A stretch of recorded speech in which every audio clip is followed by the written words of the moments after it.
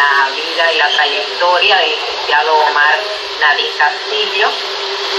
Para comenzar, es psicólogo clínico, tiene una maestría en terapia familiar y de pareja, es una maestría en asistencia y gestión universitaria, dentro de los más destacados, porque tiene aún más. Dentro de la experiencia podemos destacar fue director de la Escuela de Psicología de la Universidad Católica de Santo Domingo, ha sido docente en varias universidades como la UNE, la UAPA, la Católica, y también posee una vasta experiencia como psicólogo clínico en el ejercicio de la profesión.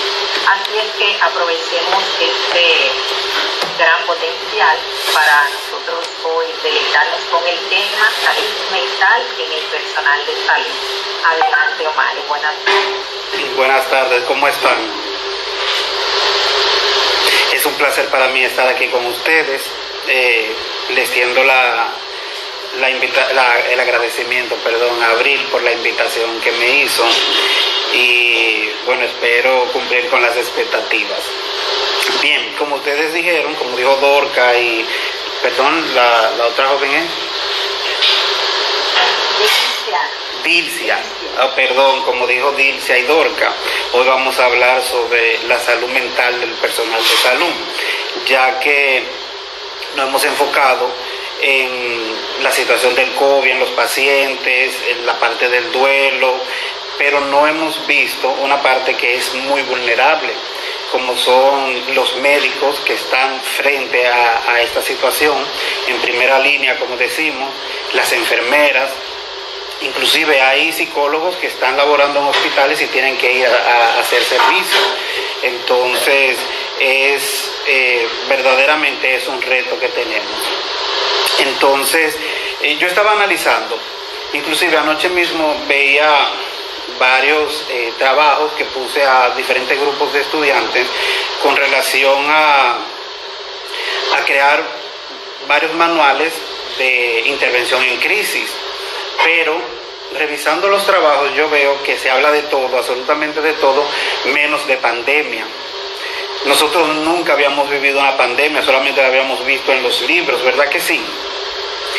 Y revisando todos los planes de estudio, me doy cuenta que no había referencia teórica, había referencia teórica de lo que era una epidemia, pero de una pandemia nadie nos capacitó para vivir esto que estamos viviendo ahora. Entonces, y más en cuarentena. ¿Quién no iba a decir a nosotros, por ejemplo, en diciembre o en enero, quién no iba a decir que nosotros íbamos a tener que estar en cuarentena? ¿Qué pasa con esto? Cuando la pandemia nos alcanza, entonces lo primero que se crea en nosotros, que es la incertidumbre. La incertidumbre, que es ese sentimiento de inseguridad, ¿verdad que sí? Con relación a qué va a pasar, qué nos va a suceder, esa falta de seguridad, esa falta de confianza, esa falta de certeza sobre el futuro. Entonces, con la incertidumbre nos acompaña lo que es el estado de alerta. ¿Cómo así? Estar en alerta de, y si me pasa a mí, o si le pasa a un familiar mío, porque todos estamos expuestos, todos somos vulnerables ahora mismo. Por eso vemos que a raíz de la incertidumbre que se creó, muchas personas corrían a los supermercados. De ahí ustedes vieron que se crearon muchos memes, como dice uno, de los papel higiénico, ¿verdad que sí? Porque las personas entraron prácticamente, como quien dice, en pánico, se angustiaron. Entonces, otras personas, a diferencia, lo tomaron con poca asimilación de conciencia. Por eso tenían como una falta de responsabilidad, tanto personal como social. Por eso ustedes veían que subían en las redes sociales muchos videos de jóvenes desafiando a las autoridades, desafiando a la policía, violando el toque de queda, porque, como mismo lo dice, es una conducta desafiante por la falta de conciencia y de responsabilidad. Cuando estamos en incertidumbre, normalmente el cerebro tiende a ralentizarse. Ralentizarse es que se pone como más lento por la angustia que estamos viviendo. Pero llega un punto donde cuando ya esto se convierte en un trauma, el cerebro se paraliza. ¿Cómo así que se paraliza? Que imposibilita que nosotros podamos hacer las actividades que normalmente hacemos. De ahí que viene lo que son los trastornos, los traumas. Tú puedes sentir síntomas de ansiedad, de depresión, de estrés, de cualquier trastorno. Pero ya cuando estos síntomas son tan fuertes que te impiden tú poder hacer las cosas que normalmente tú haces a diario, entonces se puede considerar que tú tienes un trastorno. Entonces, ¿qué sería prudente para nosotros como psicólogos, inclusive para los médicos?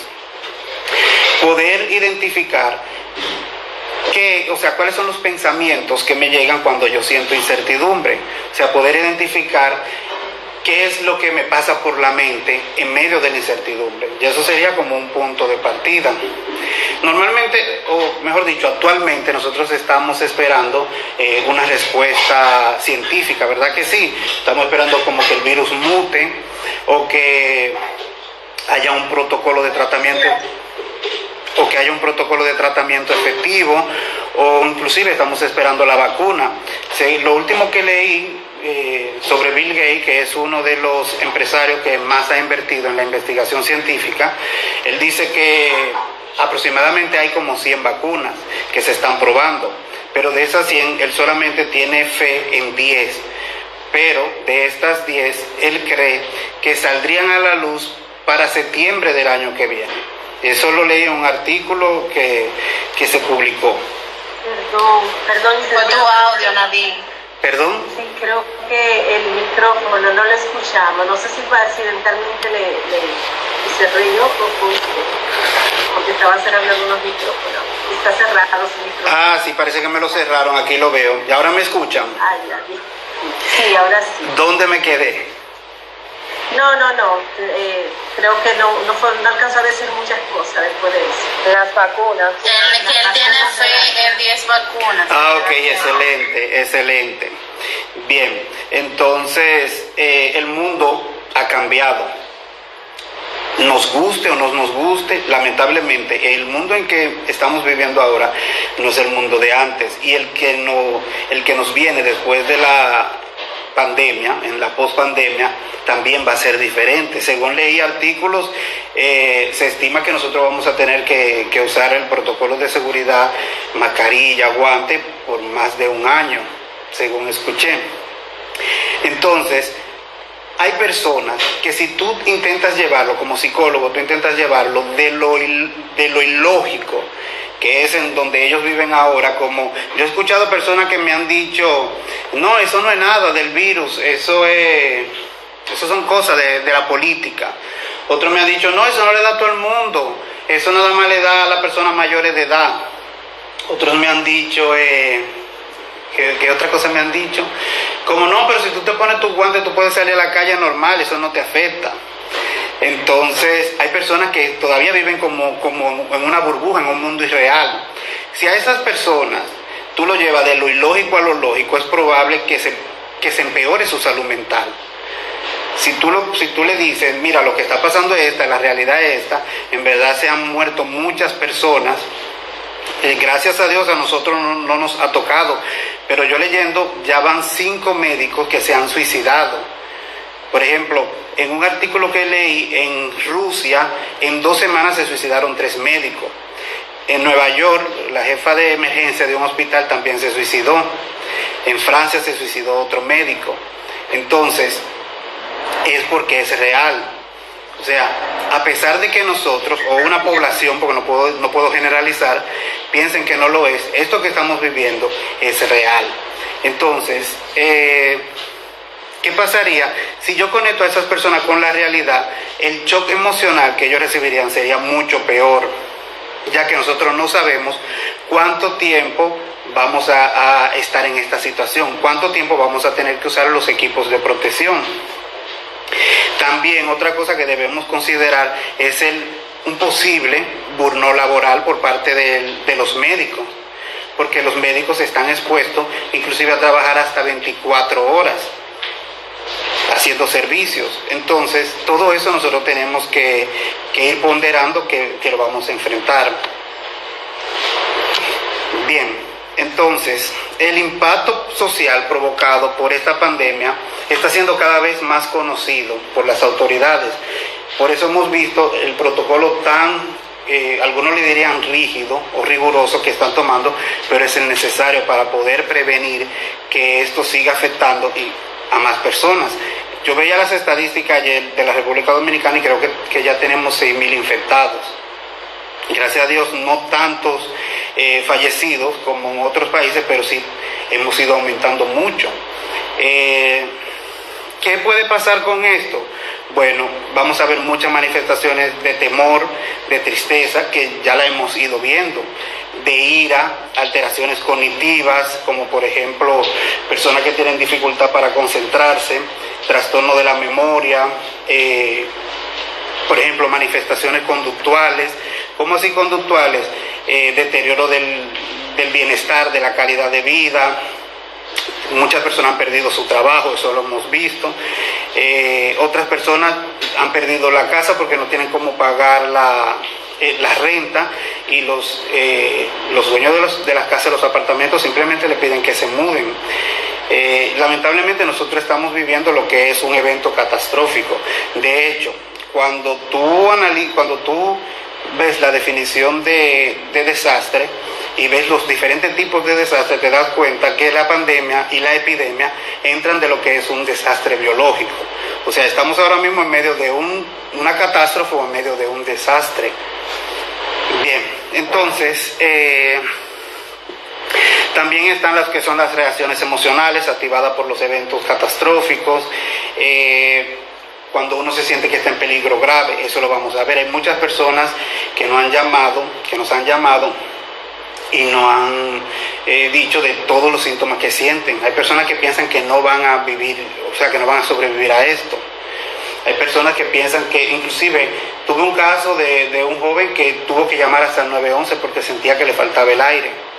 Tenía un ataque de pánico, y él, por más que le explicaba, no es que tengas el virus, es un ataque de pánico,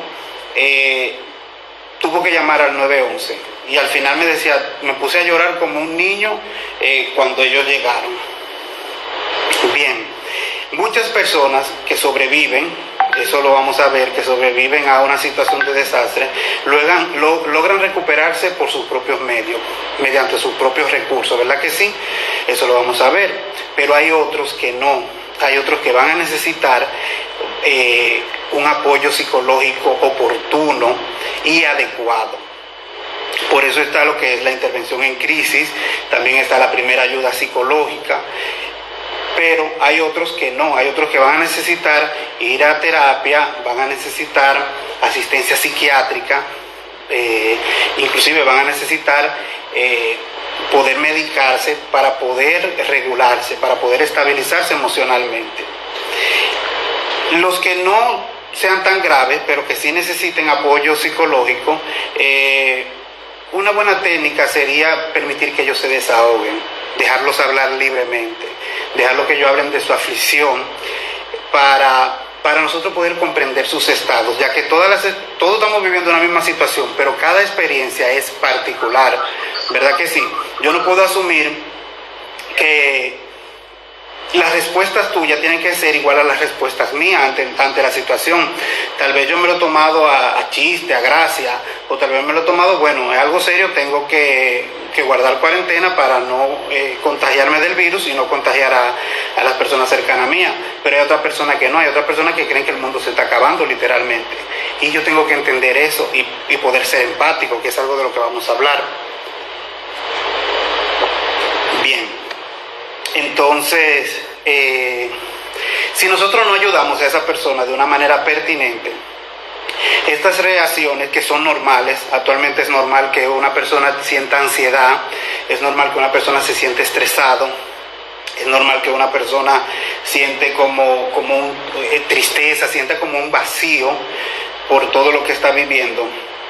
Lo que no es normal es que estos sentimientos lleguen a un nivel tal que tú no puedas repararte de una cama, que tú no puedas seguir trabajando si lo estás haciendo de manera virtual, o que tú no, como que eso te bloquea a un punto tal que tú dejes de ser funcional.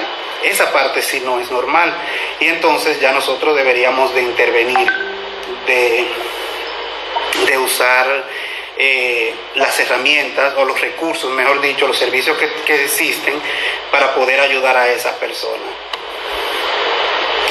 Bien, entonces, miren, muchas de las cosas que nosotros hacemos, nuestras emociones, lo que sentimos, todo está vinculado, inclusive las enfermedades están vinculadas a nuestros pensamientos.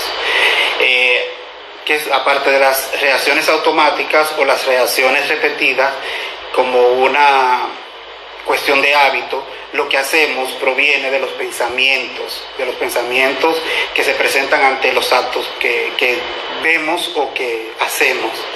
Entonces, el entorno, la personalidad, los recuerdos y las experiencias vienen siendo como los resortes impulsores de nuestros pensamientos. Estos, la personalidad, los recuerdos, las experiencias, el entorno, son lo que nos impulsan, ¿verdad que sí? A que nosotros pensamos de una forma o de otra forma.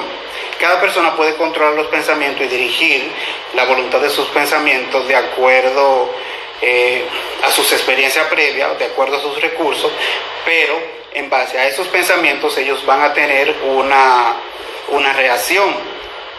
Si nuestros pensamientos normalmente son catastróficos, son dirigidos a la desgracia, es probable que entonces nuestras acciones vayan dirigidas en torno a esos pensamientos.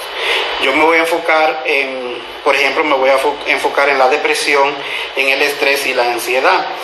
Se dice por ahí que cuando nosotros hablamos de depresión es como un exceso del pasado. Cuando hablamos del estrés, igual es un exceso del presente.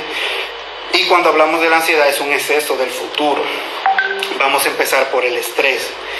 ¿Qué es el estrés? Bueno, el estrés es un estado de cansancio mental provocado por la exigencia de un rendimiento muy superior a lo normal. El estrés es una reacción psicológica, física, normal a situaciones tanto positivas como negativas que nos pasan en la vida. Y hay dos clases de estrés. Está el eustrés, que es lo que llamamos como el estrés positivo. Es ese estrés que normalmente me impulsa, o sea, me motiva a dar lo mejor. Es como cuando yo veo el trabajo, yo lo veo como un reto. Y el distrés, que es un estrés ya desagradable, que normalmente ocasiona como un exceso de esfuerzo en relación a la carga, y normalmente siempre suele ir acompañado de lo que es un desorden fisiológico. Entonces nosotros nos vamos a enfocar no en el estrés positivo, sino en el estrés negativo. Cuando nosotros hablamos del estrés negativo, que viene siendo el distrés, normalmente, como ya lo dije, este forma parte de nuestra vida. Pero cuando estamos muy presionados, cuando tenemos como un tiempo muy limitado por los trabajos, por los problemas de relaciones, tanto familiares como de pareja, el ruido, la contaminación, la finanza, que ahora mismo nos afecta mucho, todo esto son causas de estrés. Y las consecuencias de esto no solamente afectan al cuerpo de manera física. A veces tú estás durmiendo, no duermes bien, y cuando te despiertas sientes como que te dieron una paliza, te duele todo el cuerpo. Eso es por el estrés.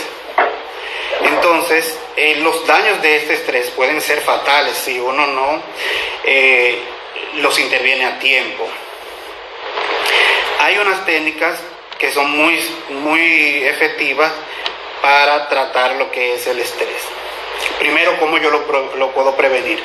Para prevenir el estrés tengo que ser realista.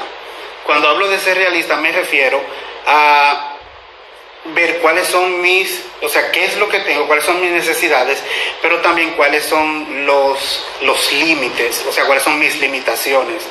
Por ejemplo, yo no puedo, si voy a subir 10 escalones, yo no puedo del primer escalón subir al 5.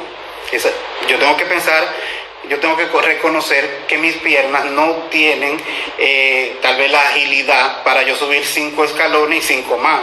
Yo tengo que ir primero uno, luego otro, o sea, paso por paso. Entonces ahí yo tengo que proyectarme en las metas que quiero conseguir, tanto a corto como mediano y largo plazo. Por ejemplo, yo no puedo decir quiero ir al supermercado y hacer una compra de 30,000 pesos cuando tal vez mi salario es el sueldo mínimo, 7,000, 8,000, 10,000 pesos por decirte algo, y tengo que pagar casa, tengo que pagar luz, tengo que pagar colegio, como por ejemplo me dijo una madre, mis hijos tienen 2 meses que no van a la escuela y tengo que pagarlos. O sea, yo tengo que ser realista en base a mi presupuesto y en base a las necesidades que tengo. Y también establecer prioridades. ¿Cómo se establecen prioridades? Bueno, hacer una lista. ¿Qué es lo más importante para mí en este momento? O sea, ¿qué yo necesito?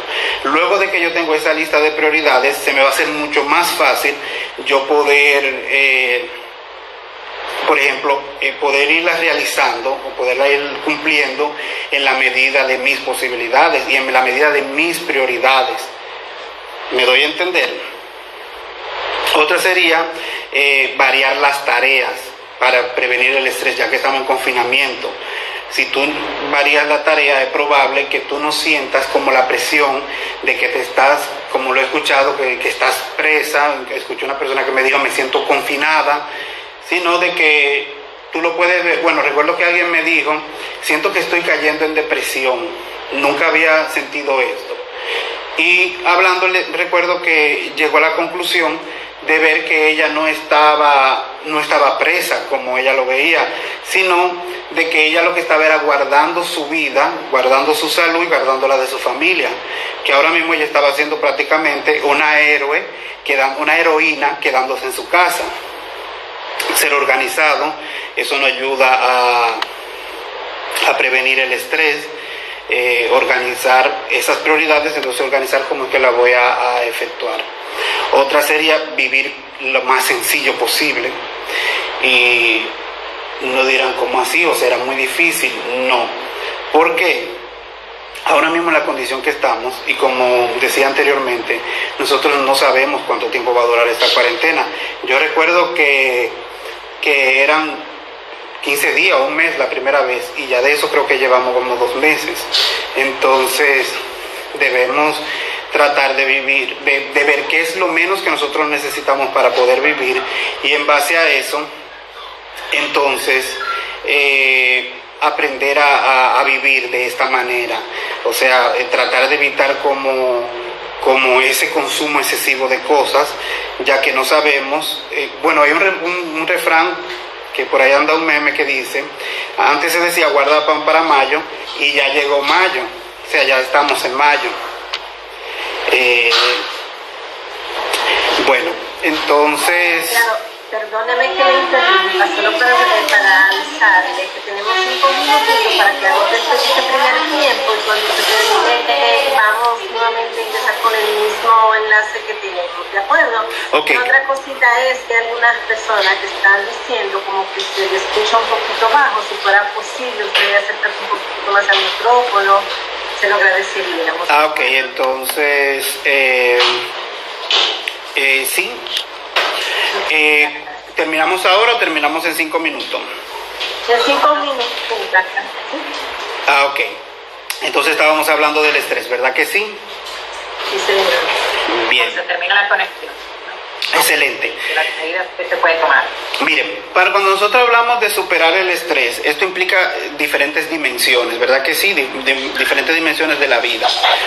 Cuando hablamos de dimensiones, hablamos de la dimensión física, la mental, la espiritual, y existen una serie de pautas para uno tomar en cuenta con relación a cada una de estas dimensiones. Por ejemplo, en el plano mental, la terapia más eficaz para poder intervenir en este momento es la terapia cognitivo-conductual. No sé si conocen la terapia cognitivo-conductual. Sé que hay personas... ¿Perdón? La mano para comer. Porque crean que lo que están bien.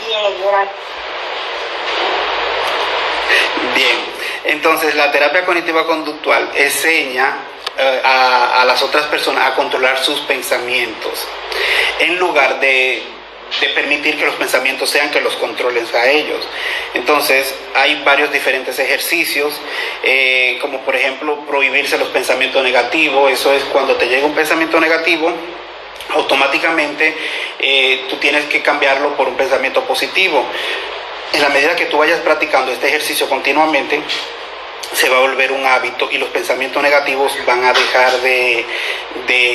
como de abrumarte o de invadirte. Entonces, y tú me dirás, ¿cuánto tiempo se tiene que hacer? Todas las veces que sea necesario, hasta que tu cerebro empiece se reprograme, mejor dicho, o sea, condicione a que lo que tú debes pensar o lo que tú piensas es ese pensamiento positivo. Elegir los temas y motivos del pensamiento positivo son neutros. Por ejemplo, bueno, ver qué yo quiero pensar, o sea, qué me gustaría pensar. Hay personas que estaban muy sobrecargados de información y esto le estaba abrumando mucho. Entonces yo le dije que tú puedes hacer, si tú estás buscando mucha información o si tienes que estar constantemente en las redes y eso te está afectando, si necesitas seguir en las redes, ¿qué otro tipo de información tú crees que te pueda ayudar a tú sentirte menos angustiada?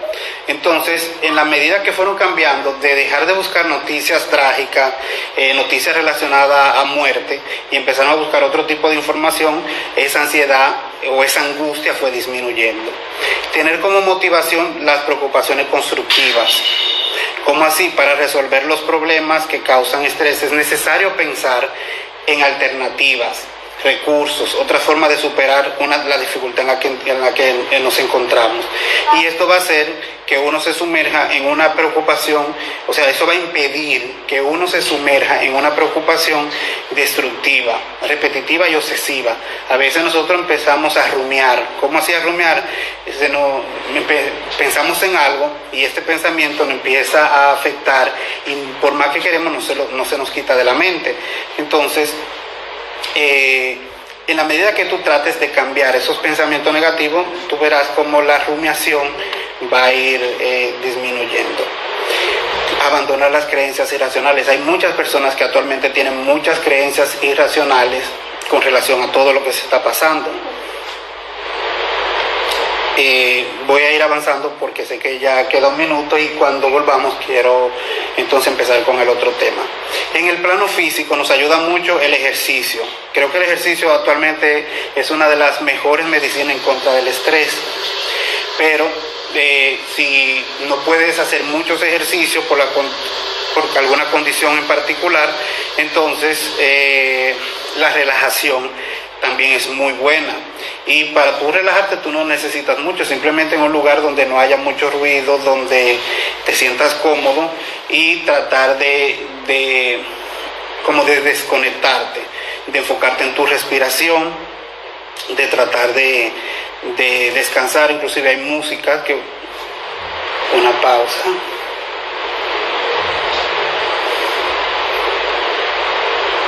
¿Quedé?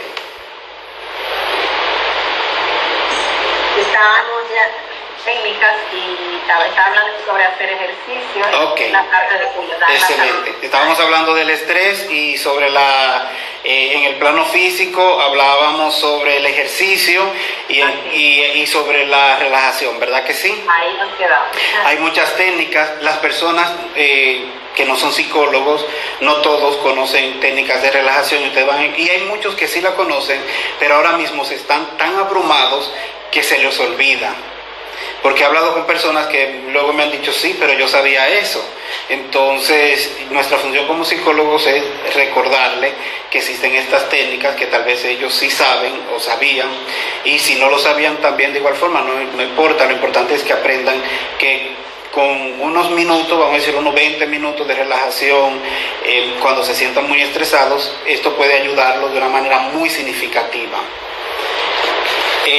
Luego del plano físico, vamos a ver, luego del plano físico entonces tenemos lo que es, bueno, dentro de la misma técnica de la relajación está el de la respiración profunda. Una respiración profunda, cada vez que pregunto a las personas, son muy pocos los que me saben decir. Normalmente llevan el oxígeno, lo llevan al tórax. Eso no es una respiración profunda. Una respiración profunda es cuando llevamos el oxígeno al diafragma. Eso nos ayuda a que nosotros podamos respirar correctamente y que nos relajemos mucho más fácil. Y la respiración profunda nos ayuda demasiado con relación al estrés. Bueno, como decía, luego del tema del estrés viene lo que es la ansiedad. Bien, ¿qué es la ansiedad? Bueno, la ansiedad es un estado de preocupación y miedo intenso, por decirlo así, excesivo y continuo ante las situaciones cotidianas. Normalmente uno siente ansiedad por temas como un examen, una evaluación. Por ejemplo, cuando uno va a buscar algún trabajo, uno se siente ansioso. Vamos a decir que esa ansiedad es normal, como esa preocupación por hacer las cosas bien. Pero ya cuando esta ansiedad me impiden que yo pueda tomar el examen o me impide que yo pueda ir a la reunión del trabajo, estamos hablando de que no es una ansiedad saludable, que podría ser inclusive hasta un trastorno de ansiedad.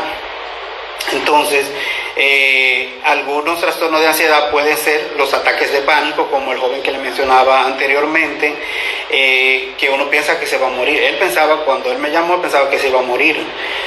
Y él decía, yo tengo el coronavirus, pero él tenía como 20 días que no salía de su casa, no había sido expuesto a nada ni a nadie, estaba encerrado, pero lo que sí él tenía era un ataque de pánico. Entonces, otro puede ser, por ejemplo, la ansiedad generalizada, puede ser el trastorno obsesivo compulsivo o un trastorno de estrés postraumático, que es uno de los posibles trastornos que se van a disparar en la pospandemia, lo que es el estrés postraumático, sin contar que ya hay personas que están estresadas o que ya tienen estrés postraumático por la forma como han vivido la pandemia. Por ejemplo, he escuchado casos de San Francisco de Macorís donde tuvieron que cerrar la provincia. ¿Verdad? Donde tuvieron que cerrar la provincia por el tema de las infecciones o los contagios. Bien, entonces cuando nosotros hablamos yo no lo voy a definir todo, pero por ejemplo, ansiedad generalizada puede presentar algunos síntomas, como por ejemplo, estos síntomas normalmente es la mayoría de los días en los últimos 6 meses. Sensación de inquietud, nerviosismo, fatiga, dificultad para concentrarse, irritabilidad, tensión muscular, o sea, mucha tensión muscular, alteraciones del sueño. Estos son dentro de los síntomas que nosotros vamos a encontrar en un trastorno de ansiedad. Dentro de los síntomas que vamos a encontrar, por ejemplo, dentro del ataque de pánico, puede ser, por ejemplo, palpitaciones o ritmo. Hay personas que me han dicho, siento que me va a dar como un infarto, creo que me voy a morir. Un ritmo cardíaco acelerado, sudoración, temblores, escalofríos, sensación de que se están ahogando, sensación de miedo, boca seca o reseca, miedo a perder el control, miedo a volverse loco. Hay personas que piensan que se van a volver locos con todo esto, sensación de hormigueo. Todo esto son síntomas que es muy probable que las personas cuando lo llamen diciendo que se sienten mal, que están mal, es probable que ustedes encuentren estos síntomas. Normalmente o a menudo los síntomas de los trastornos de ansiedad no se manifiestan hasta que una situación de estrés desencadena la crisis. Por ejemplo, yo conozco una persona muy normal, muy brillante, pero desde que surgió esto del COVID-19, esta persona se desestabilizó, se descompensó, mejor dicho, completamente, y entró en una fase de manía. Entonces, a una persona normal, cuando digo una persona normal es que no tenga ningún tipo de trastorno psicológico o psiquiátrico, esto normalmente le genera los mismos síntomas o la misma sensación que a una persona que sí tenga un trastorno. Entonces, ¿qué pasa? La diferencia está que el que tiene el trastorno es muy probable que se desestabilice, es muy probable que los síntomas de esa enfermedad reaparezcan. En caso de que sea un trastorno psicótico, es probable que empiece a tener delirios y alucinaciones. Es probable, no determinante. Igual como en la depresión, igual como en los trastornos bipolares, igual que en la ansiedad. Entonces, dependiendo de la condición que se encuentre esta persona, es muy probable que los síntomas se activen, ¿verdad que sí? Entonces, ¿Qué es recomendable? ¿Cómo prevenir y superar la ansiedad? Hablando de los problemas. Aquí es muy vital, nosotros como psicólogos y los médicos, inclusive cuando vean los pacientes, es muy vital permitirles que ellos tengan como el espacio, si es que ellos van al hospital en medio de una crisis, que ellos puedan hablar de sus problemas. Nosotros, por ejemplo, que estamos dando servicios de manera en telepsicología, a través de la telepsicología, es muy vital para nosotros permitir que el paciente pueda expresarse libremente, que se desahogue sin interrupciones algunas. Para motivarlo a que ellos se relajen, por ejemplo, después que ellos se desahoguen, pedirle que ahora que se calmen, que respiren, hacerlo con una voz pausada, una voz calmada, donde ellos puedan sentir como esa seguridad que le transmite el psicólogo. Entonces, utilice la respiración como un método para poder evitar lo que es un estado de tensión. La respiración es muy, muy necesaria durante este proceso, y alimentarse de una manera apropiada.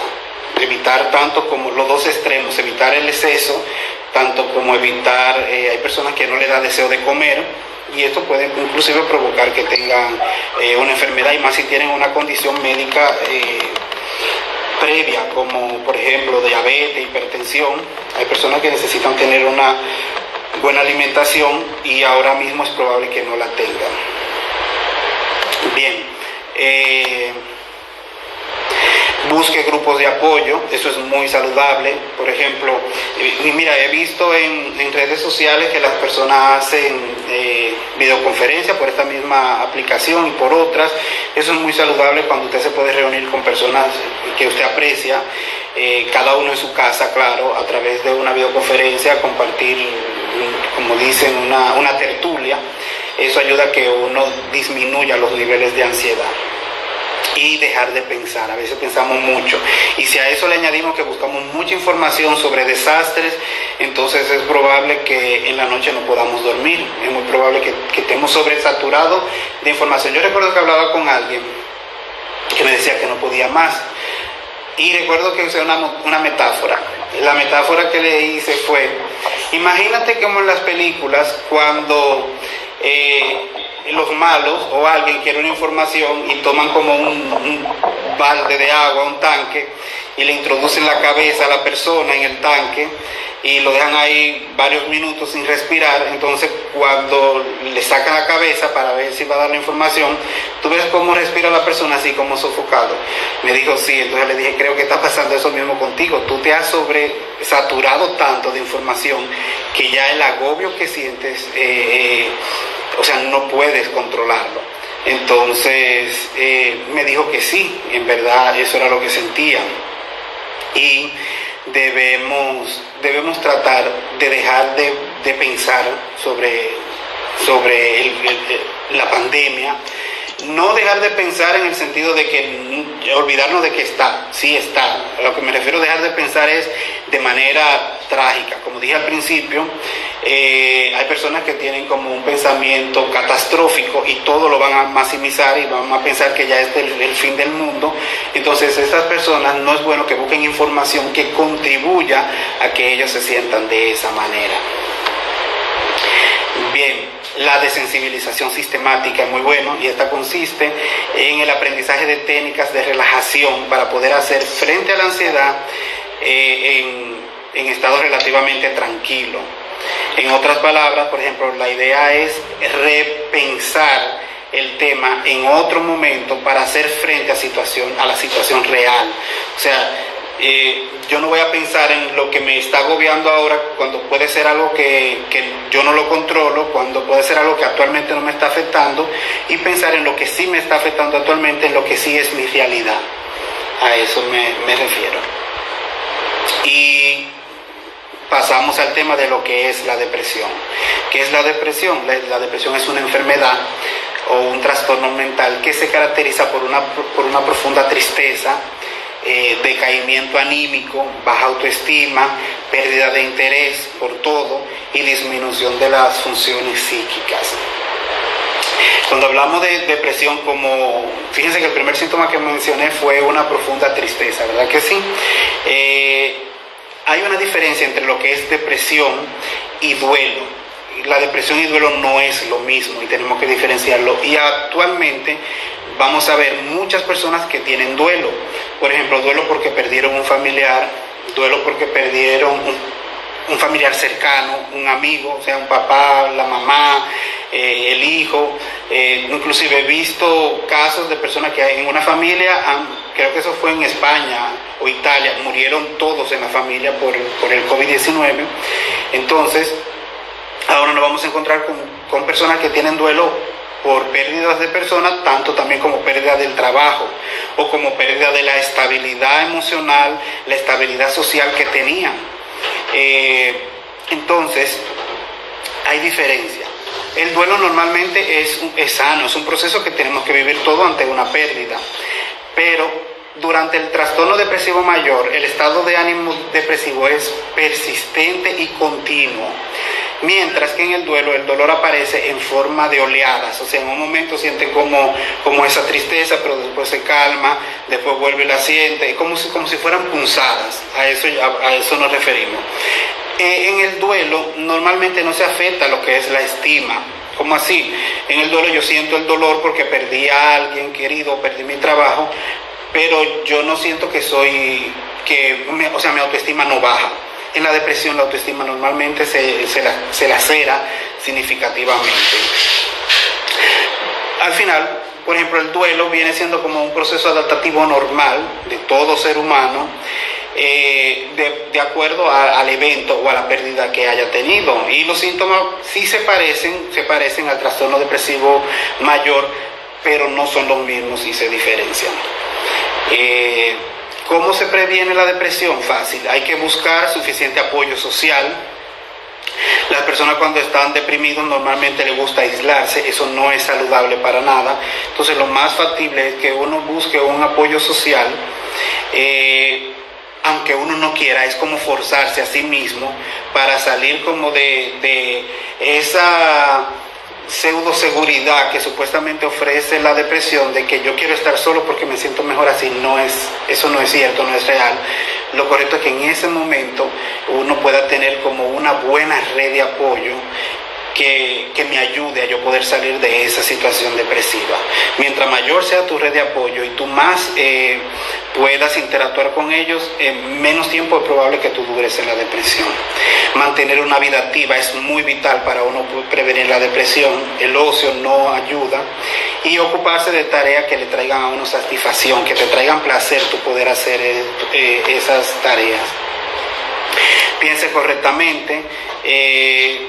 Ya eso es prácticamente lo mismo que mencioné anteriormente, tratar de no pensar de manera negativa, de manera trágica, sino, por eso decía, es muy bueno, es muy factible el modelo terapéutico de la terapia cognitiva conductual o la terapia racional emotiva durante este proceso, porque esta nos ayuda a cambiar los pensamientos, esta nos ayuda a que nosotros pensemos de manera diferente.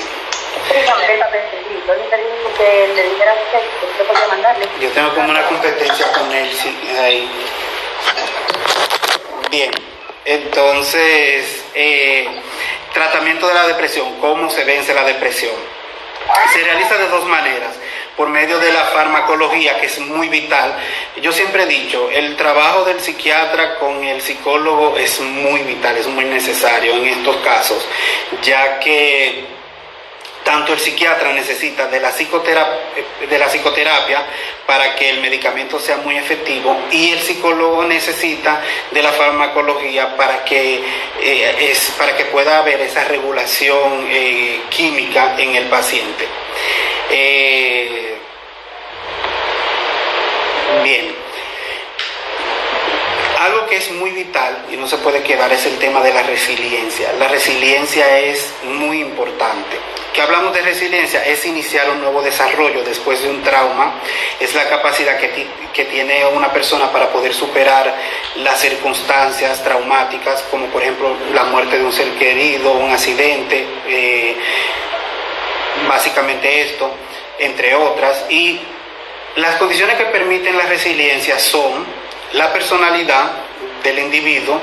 Recuérdense que aunque todos tengamos una misma cultura, pero hay situaciones determinantes como la familia, como la crianza, como el entorno, que influyen a que nuestras personalidades sean diferentes. Entonces, las relaciones interpersonales o círculos de apoyo, la cultura, la seguridad, la recuperación, o sea, la capacidad que yo tenga para recuperarme. La resiliencia es muy vital en como en el proceso de uno poder recuperarse. Algo que también es muy vital, pero ya eso no tiene que ver con el paciente, eso tiene que ver con nosotros, es la empatía. O sea, la capacidad de poder entender a la persona desde su propio marco de referencia, como decimos en un lenguaje, en el argot popular, la empatía es la capacidad de yo ponerme en el lugar del otro, pero desde su marco de referencia, no desde el mío. Entonces, aquí es muy vital, nosotros como psicólogos o como servidores públicos, o servidores sociales, como le queramos llamar, es muy vital que nosotros seamos empáticos, que nosotros podamos entender. Recuerdo un paciente que me decía: mi familia cree que yo estoy exagerando, mi familia cree que yo me estoy inventando todo esto, inclusive me han dicho que yo lo que estoy es haciendo un drama, y se siente ofendido porque siente que sus allegados, la familia, sus amigos, no entienden por lo que está pasando. Y eso es falta de empatía. O sea, no necesariamente porque yo no esté viviendo el proceso como lo estás viviendo tú, no significa que lo que tú estás viviendo no sea real, que no sea así. Entonces, para yo poder ser empático se necesita, por ejemplo, lo que es validarle los sentimientos de las personas. Es muy válido, es muy normal que tú te sientas así con lo que está pasando. También, por ejemplo, la connotación positiva es vital, lo que es la connotación positiva, lo que son las validaciones de emociones, todo esto es vital a la hora de yo poder ser empático y crear un buen rapport con el paciente. Cuando hablamos de crear un buen rapport con el paciente, es que el paciente se sienta que verdaderamente yo lo estoy escuchando, que verdaderamente lo que me está diciendo es importante, y que él sienta o ella sienta la confianza de que se pueda expresar de manera libre. Hay protocolos de tratamiento para lo que es intervención en crisis, y sería bueno que nosotros como psicólogos nos podamos facilitar, o sea, podamos identificar estos protocolos y tenerlos, porque hacer como un esquema para la hora de que nos llegue un paciente en crisis, nosotros no salirnos como de los protocolos, ya que nosotros no podemos estar dando consejos. Yo no puedo decir a una persona esto, aquello, a lo otro, independientemente, por más difícil que sea la situación, por más que tengamos que adaptarnos a la situación que estamos viviendo y a tener que dar terapia a través de una llamada, a través de una videoconferencia o de una videollamada, es bueno que uno siga como los lineamientos de los procesos terapéuticos. ¿Alguna pregunta, alguna duda? Bueno, es hora entonces de hacer las preguntas. Pues quien tenga esa inquietud puede abrir el micrófono en este momento, levantar las manos para ir dando.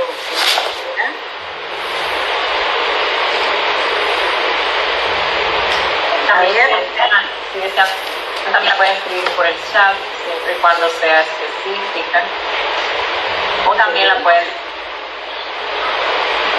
Sí, este es el momento para abrir su micrófono y preguntar lo que usted desea, o colocar su pregunta en el chat para que nuestro profesional invitado la responda en este momento. Yo pienso que el tema fue bastante claro, explícito y detallado. Así es que mucho que aprender. Yo pienso que también los psicólogos estamos como calladitos, dándole la oportunidad a los invitados que generalmente no son de este grupo. La conferencia es abierta y parece que están un poco tímidos los invitados, pero siéntanse en familia y pueden preguntar lo que ustedes desean. Ahora es un micrófono. Claro que sí. Miren, hay, por ejemplo, en lo que van pensando en las preguntas, hay una guía para aplicar lo que es la primera ayuda psicológica, que tiene diferentes pasos. Por ejemplo, algunas actitudes que nosotros debemos desarrollar es mostrar interés y agrado con relación al escuchar al paciente, o sea, que el paciente vea que verdaderamente yo estoy interesado en lo que me está diciendo, que para mí es importante. Mostrar respeto, no importa qué tan ilógico sea lo que me esté diciendo el paciente, esa es su realidad y yo tengo que entenderlo así. Mostrar confianza, o sea, de que el paciente se sienta confiado de poderse abrir conmigo. Mostrar afecto, o sea, que me vea que soy una persona sensible. Hay clases de psicólogo. A veces uno quiere un psicólogo que sea muy profesional, ¿verdad que sí? Que demuestre que me va a poder ayudar a resolver un problema. Pero en otras ocasiones el psicólogo que se requiere es un psicólogo afectivo. Y en este caso las personas lo que necesitan es un psicólogo afectivo, ya que estamos en una cuarentena, en medio de una pandemia, y esto nos genera, como yo decía al principio, mucha incertidumbre, un estado de alerta muy marcado, y se necesita que yo pueda como terapeuta pueda demostrarle al paciente esa sensación como de seguridad, esa sensación como de calidez. No sé si me doy a entender. No interrumpirlo cuando me están hablando. Es bueno que dejar que ellos hablen hasta el final, aunque a veces uno, y lo digo de manera un poco graciosa o sarcástica, a veces puede ser que se vea como un monólogo, pero es necesario que sea así, porque tal vez lo que el paciente necesita simplemente es alguien con quien desahogarse, y yo debo estar para eso. No aconsejar. No, ese no es nuestro papel es acompañarlo, es apoyarlo, pero no darles consejos de lo que debemos hacer ni de cómo deben vivir su vida. No interrumpirlos ni juzgarlos, mucho menos criticarlos por sus acciones. Yo recuerdo que alguien me comentaba que el paciente le dijo en una, no me juzgues, que ya con mi conciencia me basta. Entonces es fuerte. No le haga ver si está en lo correcto o no. O sea, ahora mismo no estamos para eso, y no compadecerlos, pero mucho menos minimizar lo que pasó. O sea, son los dos extremos. Los dos extremos, como eso no es nada. Si tú supieras lo que le pasó, por ejemplo, a Dorca, lo que le pasó a Dorca, eso sí fue serio. No podemos hacer eso.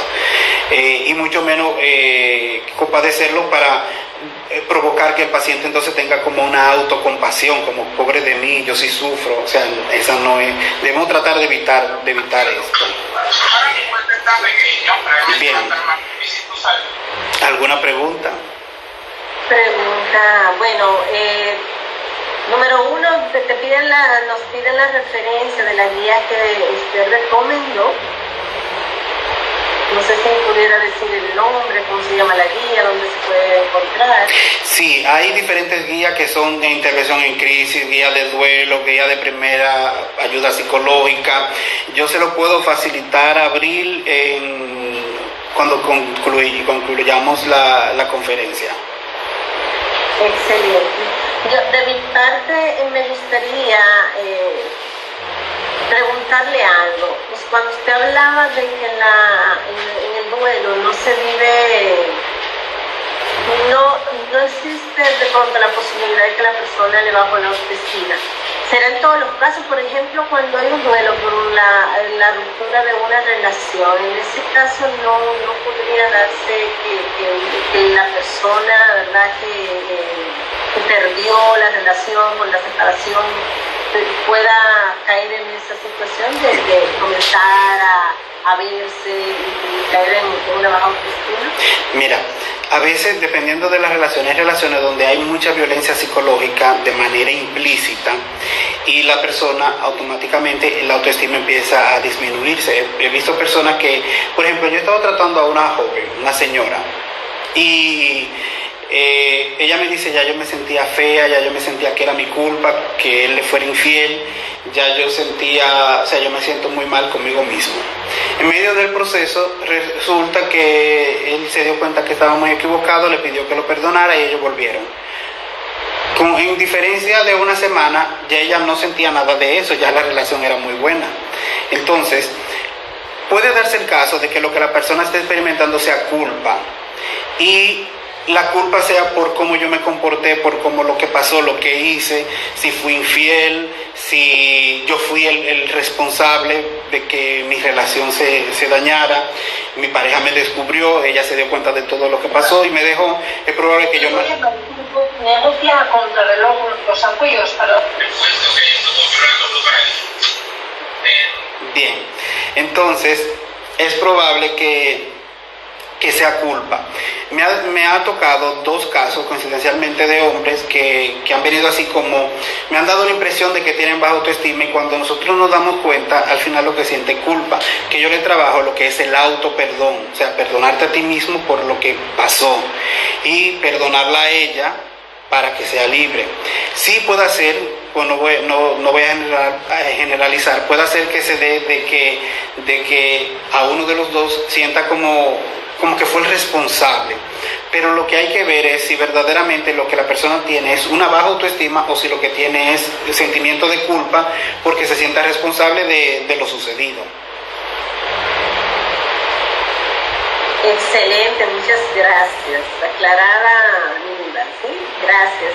¿Alguien más? Nos quedan nos quedan 4 minutitos y sería bueno que lo aprovechemos, ¿verdad? Yo tengo muchas preguntas, pero me gustaría que otros tuvieran la oportunidad. Estamos medio tímidos hoy porque a veces... Bueno, por ahí dicen que están diciendo que la conferencia pues, ha sido bastante claro, que todo se ha entendido, que parece que no ha dado la oportunidad de que le preguntemos nada. A ver, alguien por ahí que tenga alguna inquietud que quiera preguntarle al licenciado en este momento. Yo quisiera preguntar, cuando el doctor Nadine habla de la importancia de la respiración como parte de una relajación, o sea, relajación y la respiración en sí, usted dice que la técnica de la respiración profunda es cuando se lleva el oxígeno al diafragma. Entonces yo quería preguntarle, porque yo tengo a veces problemas en nodos en las cuerdas vocales, y es porque yo no sé respirar. O sea, yo respiro hablo con la garganta, y uno de los ejercicios que hago es aventar el estómago tomando el aire y luego lo contraigo exhalando el aire. Entonces, eso pudiera influir en alguna ansiedad, el no saber respirar, porque no es la primera vez que me pasa y estoy en terapia, pero siempre tengo que volver, porque como que no es tan fácil tú concientizarte de que vas a respirar así para hablar. Eso es como que uno habla en automático y respira en automático. Entonces, en lo que yo continúo con ese aprendizaje, vamos a decir, ¿qué incidencia pudiera tener el no saber respirar bien, tomar el aire adecuadamente? No solamente me afecta las cuerdas vocales, sino si me pudiera estar afectando en algún momento dado, aunque yo me siento bien, yo no soy una gente ni ansiosa, ni estresada, siempre sé manejarme con situaciones, ¿no? Normalmente sí, en muchas situaciones uno coge estrés y todo eso, pero no nada que no pueda manejar. Mira, eso que tú me dices con relación a la respiración es normal, o sea, todos hacemos lo mismo, o sea, respiramos de manera automática. Nosotros no estamos pensando de que déjame respirar bien, déjame respirar mal, eso es fluido. Ahora, cuando yo me refiero de la técnica de la respiración profunda programada, esta técnica consiste en tú respirar, o sea, tú llevar el oxígeno no al tórax, sino al diafragma. Por ejemplo, a veces tú le dices a una persona, hazme una respiración profunda, y hace esto. No sé si me puedes ver. y tú ves que tiene el tórax inflamado y tú le dices, tú le preguntas, ¿te sientes como que estás relajado? Y me dice, no. Y yo le digo, yo veo la tensión, no es una respiración profunda. La respiración profunda, el oxígeno el aire no viene al tórax, viene al diafragma y se ve más natural. Es como cuando tú respiras y tú sientes que el oxígeno va directamente al diafragma o al estómago, como tú dices. Entonces, esta respiración, o sea, tú concentrarte en la respiración, hacerlo pausado, dejar unos segundos de por medio, no necesariamente tienen que ser tantos, y hacerlo bien pausado, eso va a ir en la medida que tú, fíjate cómo se llama, respiración profunda programada. En la medida que tú lo vayas realizando el ejercicio, tú te vas a dar cuenta cómo tus niveles de ansiedad van a ir disminuyendo. Ahora, tú dices que tienes problemas con las cuerdas vocales, que yo te recomendaría, no acostumbro a dar recomendaciones, pero una que sí te haría es, tú puedes ir a un otorrino, bueno, ya se cayó, se quedó en el aire, pero sería ir donde un otorrino y confirmar que no tienes un problema en las vías respiratorias. Bueno, ha sido un placer, espero que le haya gustado y nada, espero sus comentarios.